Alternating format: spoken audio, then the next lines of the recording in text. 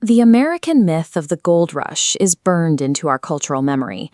A lone, rugged prospector panning his way to a vast fortune. In reality, the men who built lasting empires during this era rarely touched a shovel. The greatest fortunes were collected by those who recognized a different kind of opportunity. Before 1848, California was sparsely populated by outsiders. Stewarded by over 150 sovereign indigenous nations, the non-native population hovered at under 1,000 people. That isolation ended on January 24, 1848, when a carpenter named James W. Marshall found shiny flakes of metal in the American River. Marshall was building a sawmill for John Sutter, a man trying to establish an agricultural colony. Sutter tested the metal, realized it was gold, and swore his workers to secrecy, knowing prospectors would ruin his crops and his ambitions. A secret of that magnitude could not be contained. When word slipped out, it created an informational vacuum that quickly pulled thousands of desperate dreamers toward the Pacific coast. Rumors of rivers paved with gold were officially validated in December 1848, when President James K. Polk confirmed the discovery in an address to Congress. The resulting migration was staggering. Approximately 300,000 people abandoned their homes, families, and jobs, racing toward the territory. They became known as the 49ers. To get there, migrants endured grueling overland treks along the California Trail, or booked passage on clipper ships sailing from Hawaii, Latin America, China, and Europe. All of these global supply lines converged on a few very specific, highly contested regions in Northern California and the Sierra Nevada. To house this sudden influx, makeshift boomtowns sprang up overnight. These settlements, with names like Hangtown and Murderer's Bar, were lawless, overcrowded camps plagued by violence, disease, and rampant gambling. The territory was overwhelmed by the sheer velocity of the migration. With no established government or infrastructure to greet them, 300,000 people were forced to spontaneously construct their own roads, laws, and supply networks in the wilderness. The demographic shock hit coastal ports hardest. San Francisco ballooned from a sleepy village of 200 residents to a raucous metropolis of 36,000 in just 4 years.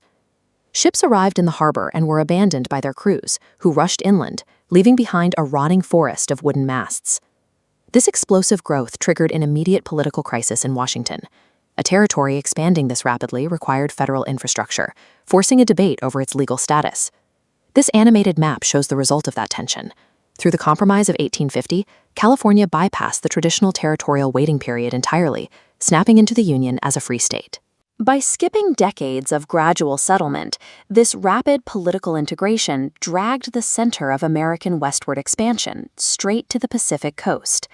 In the goldfields, the dream of easy wealth shattered quickly. The accessible surface gold ran dry, leaving prospectors to contend with mudslides, disease, and empty pockets. The true economic winners were the merchants. They realized that rather than digging for gold, it was much safer and far more profitable to mine the miners. Samuel Brannan, a local shopkeeper, bought up all the available prospecting supplies in San Francisco just as the rush began. By establishing a retail monopoly on essential tools, he became the wealthiest man in California. Similarly, a businessman named Levi Strauss built an enduring corporate empire by selling riveted denim workwear to desperate, exhausted laborers. As surface panning failed, extracting gold required digging deep into the earth. Individual prospectors couldn't afford the heavy machinery required.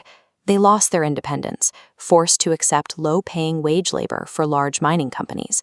The democratic ideal of the gold rush is a myth. It was, in practice, a massive transfer of wealth from hopeful individuals directly into the hands of corporate conglomerates and retail monopolists.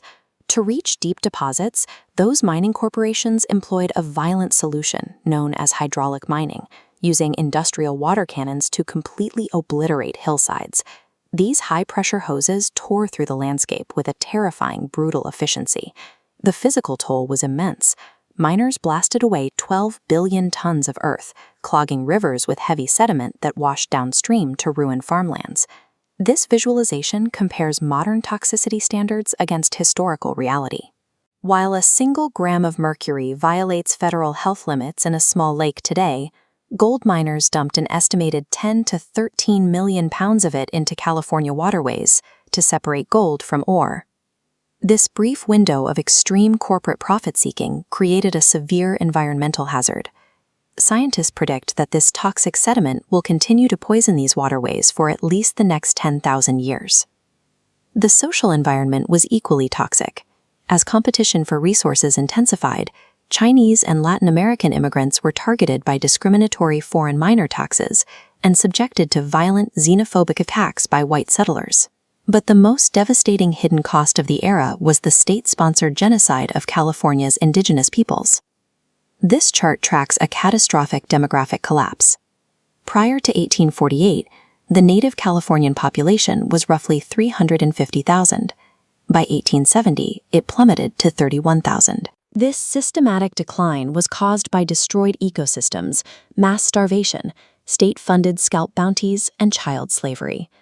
The foundation of California's wealth and its rapid ascent to statehood relied directly on the forced displacement and systematic eradication of its original inhabitants.